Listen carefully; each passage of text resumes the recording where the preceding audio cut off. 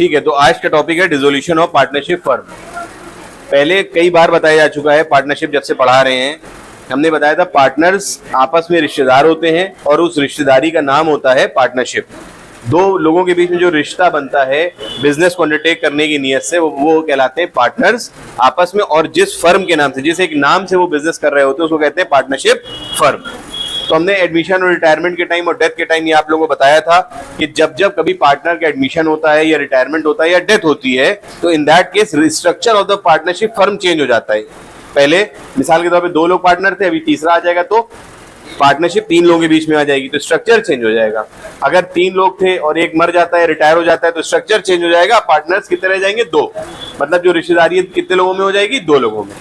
लेकिन पार्टनरशिप के डिसोल्यूशन के टाइम पूरी फर्म खत्म हो गई है, मतलब पूरी फर्म अब डिसॉल्व हो गई है। तो अब डिसॉल्व होने के टाइम पे सारे जितने भी असेट्स थे उनको बेच दिया जाएगा और जितनी भी लायबिलिटीज थी फर्म की वो पे ऑफ कर दी जाएंगी।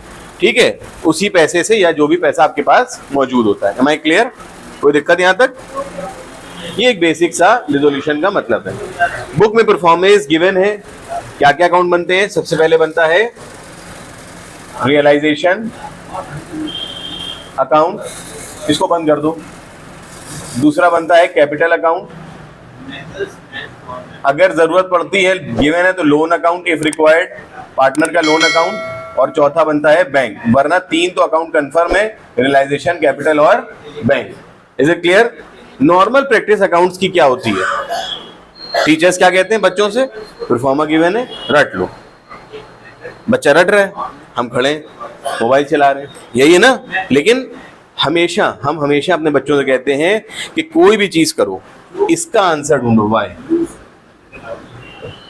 You should have to know the reason why.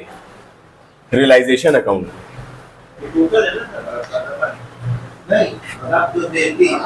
Realisation account का मतलब क्या हो गया? रियलाइज हो रहा है। रियलाइज क्या हो रहा है? बिक रहा है। क्या बिक रहा है? असेट्स। क्यों? क्योंकि वो जो फर्म थी जिस नाम से हम बिजनेस कर रहे थे इतने दिनों से, ये इसमें हम यहाँ पे कपड़ा मिल चला रहे थे, पार्टनरशिप में 2 लोग थे यहाँ पे या 3 लोग थे, हम लोग मिलके यहाँ पे हाथ जोड़ के ये फर्म चला रहे हैं। इस फर्म को बेचने की नीयत बना दी। इस फर्म के अंदर बहुत सारे एसेट्स होंगे और हमने बहुत लोगों से उधार भी लिया होगा, तरह तरह का, बैंक से, लोगों से लिया होगा ना। तो अब जब डिसोल्यूशन करने का फैसला कर लिया, बंद करने का फर्म को फैसला कर लिया, तो हम क्या करेंगे? हम सारे एसेट्स को बेच देंगे और सारी लायबिलिटी को पे ऑफ। लेकिन उससे पहले क्या करेंगे? उससे पहले एक लिस्ट बनाएंगे, देखेंगे कि हमारे पास हैं कितने एसेट्स। बनाएंगे ना। सबसे पहले स्टेप में डेबिट साइड में सारे एसेट्स लिख लो, ऑल एसेट्स एक्सेप्ट, क्या क्या नहीं लिखना है? कैश। क्यों नहीं लिखना है? सवाल का जवाब होना चाहिए। मैंने कहा ना, सवाल पूछो, रटो नहीं, सवाल पूछो हमसे। कैश और बैंक नहीं होना चाहिए। क्यों नहीं होना चाहिए कैश और बैंक? क्योंकि कैश और बैंक बैंक अकाउंट में आएगा। पार्टनर्स, कैपिटल और करेंट अकाउंट, कैमरा मत हिलाओ। पार्टनर्स, कैपिटल और करंट अकाउंट के बैलेंसेस नहीं आएंगे, डेबिट बैलेंसेस। क्यों? क्योंकि वो कैपिटल में आएंगे। लोन, अगर पार्टनर को लोन दिया हुआ है, लोन टू पार्टनर है, तो भी नहीं आएगा। क्यों? क्योंकि उसके लिए अलग से अकाउंट बन जाएगा। क्लियर हो गया यहाँ तक बात? किसी भी तरह का पीएल का बैलेंस है, डेबिट बैलेंस, तो वो भी नहीं आएगा। क्यों? क्योंकि वो यहाँ पे कैपिटल में राइट ऑफ हो जाएगा। यहाँ पे सारी लायबिलिटीज की लिस्ट बना लो, to all liabilities except partners, capital slash current account, distributable reserve, कोई भी तरह के डिस्ट्रीब्यूटेबल रिजर्व हैं जैसे कि रिजर्व फंड, जनरल रिजर्व वगैरह, ठीक है, ये नहीं आएंगे। और अगर लोन फ्रॉम पार्टनर है तो वो भी यहाँ पे नहीं आएगा। Am I clear? एक चीज का यहाँ पे ध्यान रखिएगा, वर्कमैन कंपनसेशन रिजर्व एक स्पेशल केस होता है। वर्कमैन कंपनसेशन रिजर्व कहाँ दे रखा होता है? बैलेंस शीट में। बैलेंस शीट में उसका जो क्लेम होता है वो नीचे दे रखा होता है, कहाँ? एडजस्टमेंट में। कहाँ? मान लो ये 20,000 रुपए का क्लेम है और रिजर्व क्लेम है 15,000 रुपए का, तो इन दैट केस हम क्या करेंगे, 15,000 यहाँ भी लिखेंगे, 15,000 यहाँ भी लिखेंगे। क्यों? क्योंकि हमारा क्लेम कम है और रिजर्व ज्यादा है। तो इन दैट केस जब भी कभी क्लेम रिजर्व से कम होता है तो दोनों साइड कम वाला अमाउंट लिख दिया जाता है। क्लियर? ये ध्यान रखिएगा। और जो इसका बैलेंस बचेगा 5,000 रुपए, वो पार्टनर्स में कैपिटल अकाउंट के बाय साइड में लाके डिस्ट्रीब्यूट कर देंगे in old ratios among the old partners. Am I clear or not? आ गया समझ में? कोई दिक्कत तो नहीं है? अच्छा, यहां पे एक चीज और है,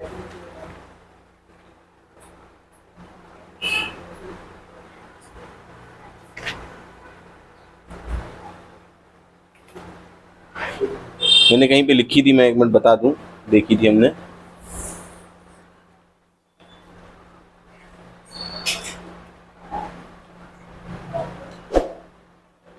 मिसाल के तौर पे वर्कमैन कंपनसेशन रिजर्व तो है, वर्कमैन कंपनसेशन रिजर्व है, लेकिन उसका क्लेम नहीं है। मतलब ये रिजर्व है बट क्लेम नहीं है, तो यहां नहीं लिखेंगे। अगर क्लेम है तो 15,000 इधर रिजर्व करके दिखा देंगे, इधर पेमेंट करके दिखा देंगे। लेकिन अगर क्लेम नहीं है, सिर्फ रिजर्व है, सो इन दैट केस हम सिर्फ पार्टनर्स के कैपिटल अकाउंट में बाय साइड में उसको बांट देंगे among the old partners in the old ratio, that's it. और इसके अलावा कोई एडजस्टमेंट नहीं होगा। लेकिन अगर क्लेम नहीं है तो ही ये होगा, क्लेम है तो फिर मैंने बता दिया क्या करना है। ये तो हो गया आपके पहले स्टेप, ये पहला स्टेप हो गया। ये क्या हो गया? दूसरा स्टेप, भूलिएगा नहीं। तीसरा स्टेप, बाय बैंक। यहां पे सारे असेट्स जो भी रियलाइज होते जाएंगे सब एक साथ लाइन बना के नीचे लिखते चले जाइएगा, यहाँ इस तरह लिखते चले जाइएगा, इसका अमाउंट अंदर लिखिएगा और सबका टोटल बाहर लिख देंगे। Am I clear or not? कोई दिक्कत तो नहीं है? Fourth case, to bank. Fourth step में टू बैंक, यहां पे क्या करेंगे, लायबिलिटीज जो पे हो रही है।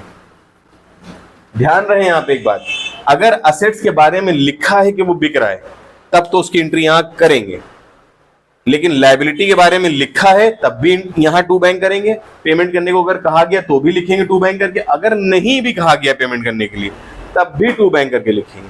Liabilities in any case have to be paid. Am I clear or not? क्यों?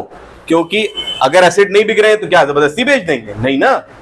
लेकिन लायबिलिटी अगर नहीं पे करी तो रोज घर के बाहर खड़ा रहेगा, पैसे लाओ। है बात समझ में आ रही है नहीं आ रही है? कोई दिक्कत तो नहीं? ठीक है। फिर उसके बाद पांचवा स्टेप, बाय पार्टनर्स कैपिटल और करंट अकाउंट।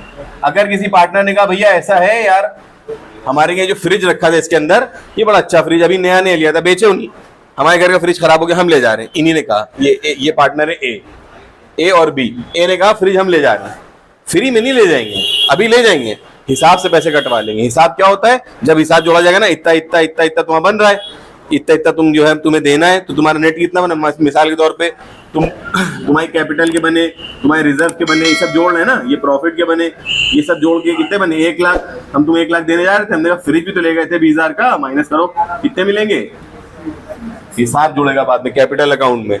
तो यहाँ पे पार्टनर के नाम से लिख देंगे बाय पार्टनर। पार्टनर जैसे एसेट ले जाते हैं वैसे ही लायबिलिटी भी टेक ओवर कर सकते हैं, तो यहाँ लिखेंगे टू पार्टनर्स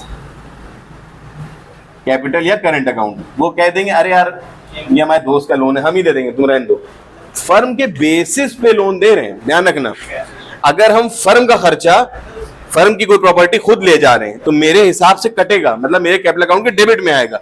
लेकिन अगर फर्म का कोई पेमेंट हम अपने पास से कर रहे हैं तो we are liable, we are entitled to receive that much of amount which we are paying by our own means. हम अगर फर्म का पेमेंट अपने पास से कर रहे हैं तो हमें कैपिटल अकाउंट के क्रेडिट में दिखाया जाएगा, हम वो एंटाइटल्ड होंगे कि हम वो पैसा वापस मांग सकें। नहीं समझे बात? नहीं आई?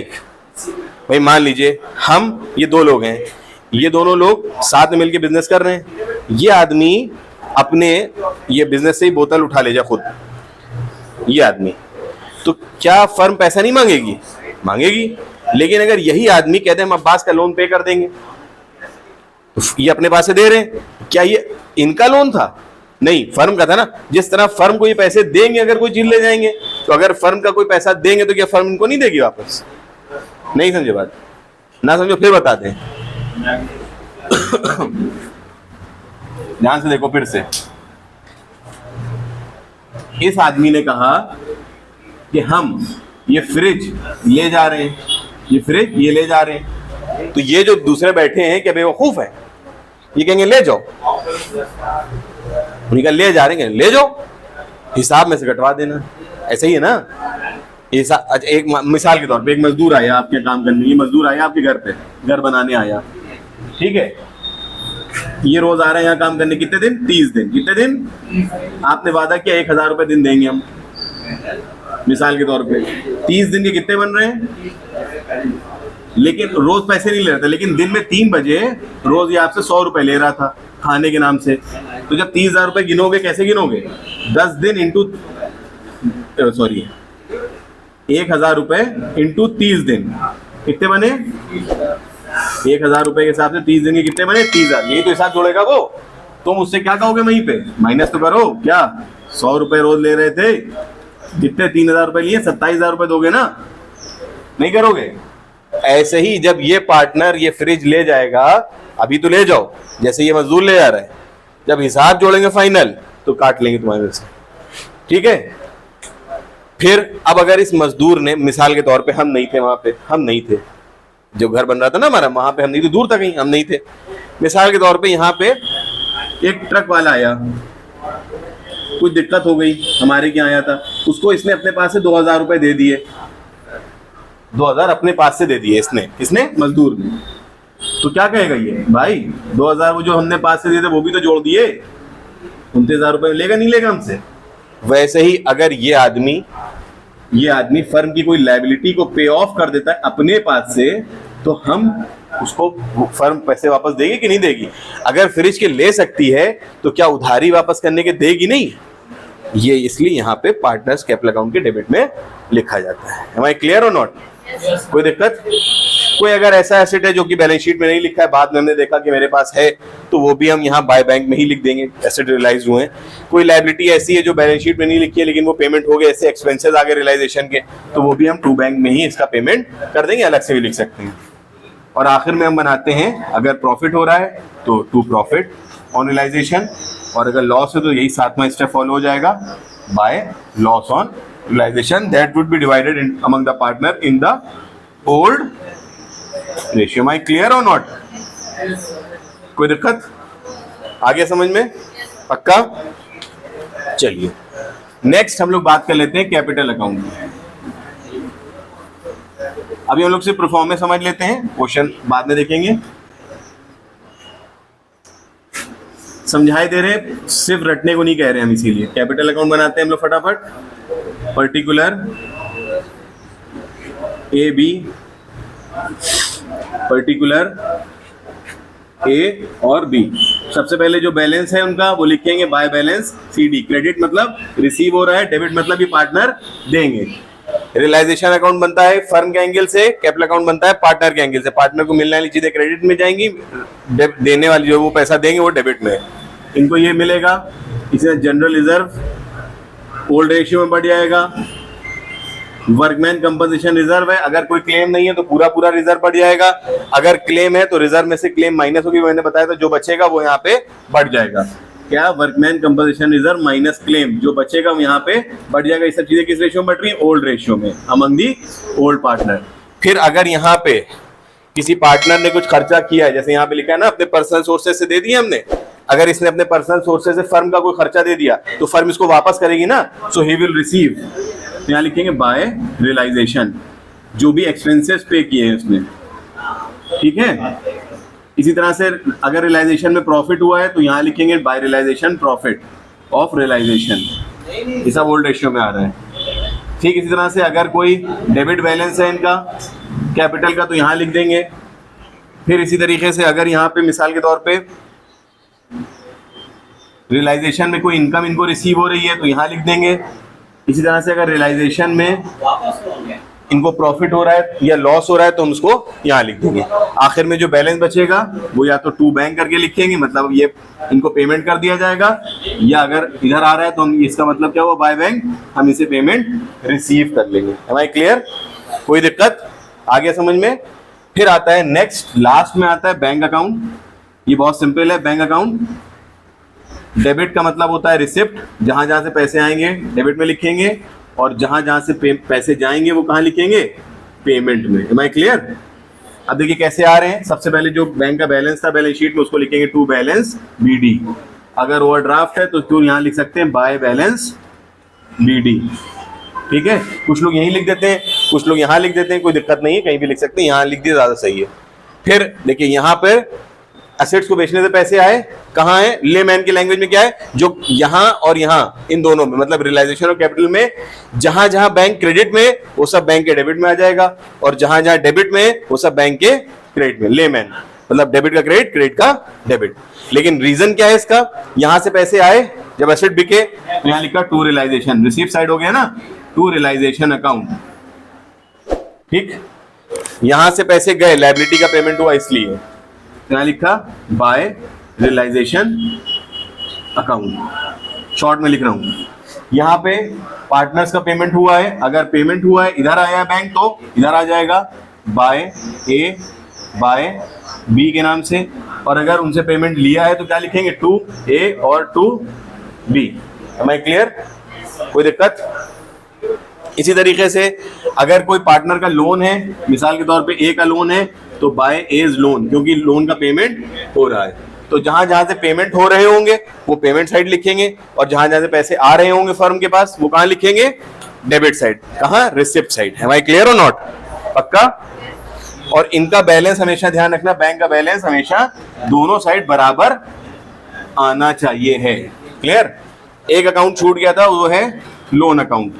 जैसे मान लो ए का लोन है, एज लोन अकाउंट, तो पहले लिखेंगे बाय बैलेंस बीडी, जितने रुपए का लोन है उसको लिख देंगे बाय बैलेंस बीडी, क्योंकि लायबिलिटी है तो क्रेडिट में आएगा, और उसका पेमेंट कर देंगे टू बैंक।